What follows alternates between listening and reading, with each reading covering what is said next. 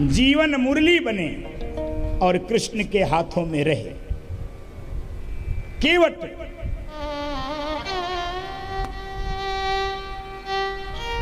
इतना सीधा है, इतना सरल है, इतना भोला है, और रो रो कर कहना चाहता है कि प्रभु पार उतरना चाहते हो तो कोई बहुत बड़ी शर्त नहीं है मेरी, बहुत छोटी सी शर्त है मेरी, बहुत छोटी सी शर्त। भगवान ने कहा क्या शर्त है भाई? पद कमल धोई चढ़ाए नावन नाथ उतराए। आपके चरण धोना चाहता हूं। पद कमल धोई चढ़ाए नावन नाथ उतराए। चहो मोहि राम दशरथ सपथ सब साचे। कहो मोहि राम राउरी आन दशरथ सपथ सब साचे। कहो हे प्रभु, मैं आपके चरणों को धोना चाहता हूं, और यदि आपको ये डर है कि मैं धोने के बाद पार उतार कर आपसे उतराई मांगूंगा, आपसे मेहनताना मजदूरी मांगूंगा, तो इस गलतफहमी को निकालिए। और प्रभु, यदि आपको मेरी बात पर भरोसा नहीं है तो मैं आपके पिता दशरथ की कसम खाकर कहता हूं। और जैसे ही केवट ने दशरथ की कसम खाई, लक्ष्मण जी आग बबूला हो गए, अपने तरकस से तीर निकाल कर कहे केवट बालो तीर मारा लखन पे जब लगी न पाया पगारी हो। बालो तीर मारा लखन पे जब लगी न पाया पगारी हो। अब लगे न तुलसी दास नाथ के पाल पार उतारी हो। पद कमल धोई चढ़ाई नावन नाथ उतराई। कहो मोहि राम राउर आन दशरथ सपथ सब साचे। कहो आप चरण धुलवाइए और आपको मैं गंगा से पार करूं। और प्रभु सुनो, ये रोना मैं इसलिए रो रहा हूं आपके सामने क्योंकि मैं जानता हूं, मैं ये जानता हूं कि आप भक्तों का रोना सुन नहीं पाते। सुनो ये केवट का मान, हम ये जानते हैं कि आप भक्तों का रोना सुन नहीं पाते हो, और भक्त जब रोता है तो उसके आंसू पोंछने आप चले ही आते हो। इसलिए मैं अपना रोना रो रहा हूं, इसलिए मैं अपनी बात आपसे मनवा रहा हूं। भक्त ये बात जानता है, भक्त ये बात जानता है कि भगवान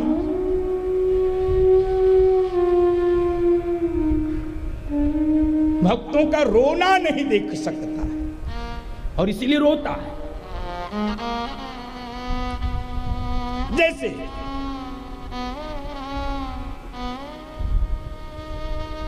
छोटा बालक है घर में, छोटा बालक दौड़ते दौड़ते घर में खेलता है और धड़ाम से गिर जाता है। छोटा बालक कभी गिरने के साथ रोता नहीं है। क्या करता है वो बालक? जब गिर जाएगा तो पहले इधर देखेगा, फिर इधर देखेगा, यदि कोई नहीं दिखेगा तो झाड़े झूड़ेगा, फिर दौड़ने लग जाएगा। और यदि भूल से भी देख लिया कि मम्मी पापा दादा बाबा कोई खड़े हैं, ओ हो इतनी तेज रोएगा। अरे भाई, छोटा बच्चा जब ये जानता है कि रोना तभी चाहिए जब कोई चुप कराने वाला हो, तो भक्त भी ये जानता है कि चुप कराने वाला भगवान मौजूद है, इसलिए रो रहा हूं प्रभु, इसलिए रो रहा हूं, इसलिए अपनी मन की बात कह रहा हूं, क्योंकि आप भक्तों का रोना नहीं। आहा, क्या सुंदर केवट हम लोगों के मन की बात प्रभु से कह रहा है।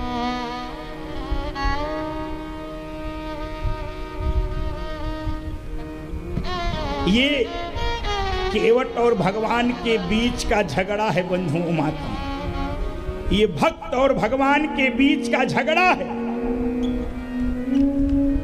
जैसे पति और पत्नी के बीच में झगड़ा होता है ना, होता ही होगा, बताओ भले ना। पति और पत्नी के बीच में झगड़ा होता है, और सुनो, झगड़ा प्रेम से होता है, कलह क्लेश से होता है। पति पत्नी के बीच में झगड़ा होना ही चाहिए। यदि झगड़ा नहीं होता तो समझ लो पति पत्नी में प्रेम भी नहीं है। इसलिए आज घर जाके टूट पड़ना है, जो होएगी सोई देखी जाए। एकदम आज टूट।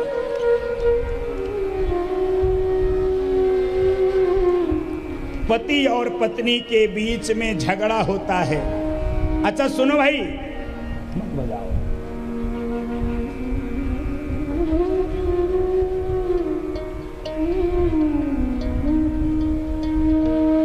झगड़ा कैसा होता है ये भी सुनो जरा, पति पत्नी का। एक पति और पत्नी आपस में झगड़ लिए, झगड़ के एक इधर मुंह फुला के इधर मुंह फुला के, अब न ये इनसे बोले न ये इनसे बोले। अच्छा बिना बोले कितनी देर काम चलेगा। संयोग से पति को प्रातःकाल ट्रेन पकड़नी थी, बोलचाल बंद थी, सोच रहा था कि कौन सुबह जगाएगा, नहीं जगाएगी तो ट्रेन छूट जाएगी। तो इसने सोचा कि चलो बोलेंगे तो नहीं, एक पर्ची पे लिखा कि सुबह 5 बजे ट्रेन है, जगा देना, और पर्ची पत्नी के तकिया के नीचे रख दिया। सुबह जगा, 8 बजा, घड़ी 8, दिमाग खराब है तेरा। 5 बजे मेरी ट्रेन थी, तुमसे जगाने को कहे थे। पत्नी ने कहा चीखो मत, चिल्लाओ मत। फिर क्या करें? कहे अपने तकिया के नीचे जरा देखो। पति के तकिया के नीचे पर्ची पड़ी थी, 5 बज गया है, जगो।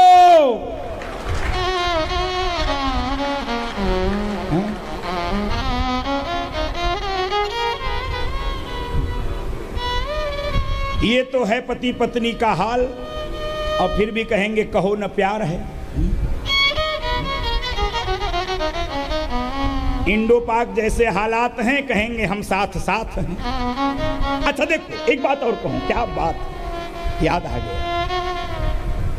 और यदि मान लो एक इसमें से समझदार निकल जाए तो जीवन का रंग बदल जाता। रंग जैसे एक पत्नी अपने पति से नाराज होकर कही जानवर कहेंगे,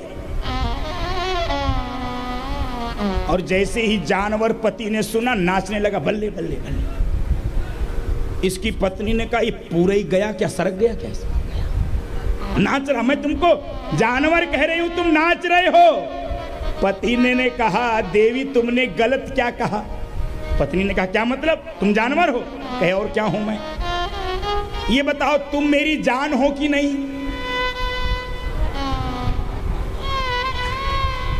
हाँ मैं तेरी जान हूं, तो तू मेरी जान और मैं तेरा वर, इसलिए मैं जानवर। हे भाई, वही तो पति है जो गालियों को भी गीत में बदल देता है, उसी का नाम तो पति है।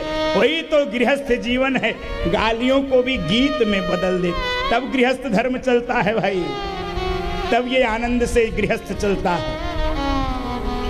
ये कहने लगा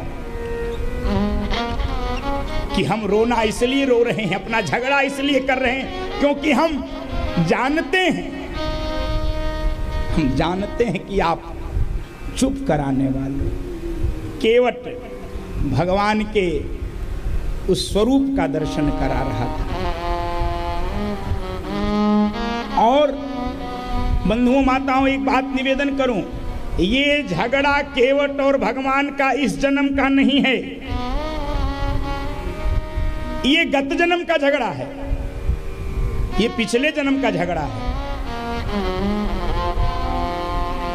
केवट पिछले जन्म में क्षीर सागर का कछुआ था और ये कछुआ क्या चाहता था?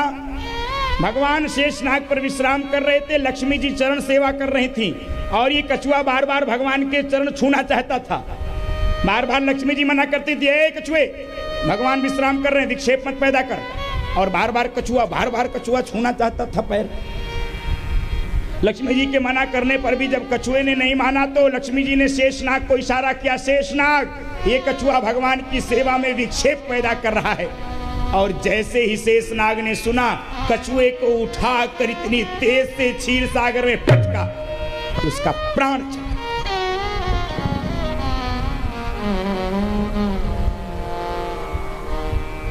और कछुआ जब मर रहा था तो मरते समय उसके मन में क्या इच्छा थी? उसके मन में इच्छा थी कि भगवान के चरण स्पर्श करना है और उसी इच्छा के कारण उसको अगला जन्म केवट का मिलता है, उसको भगवान के चरणों को धोने का अवसर प्राप्त होता है। बंधुओं माताओं, ये सूत्र है, ये सूत्र है।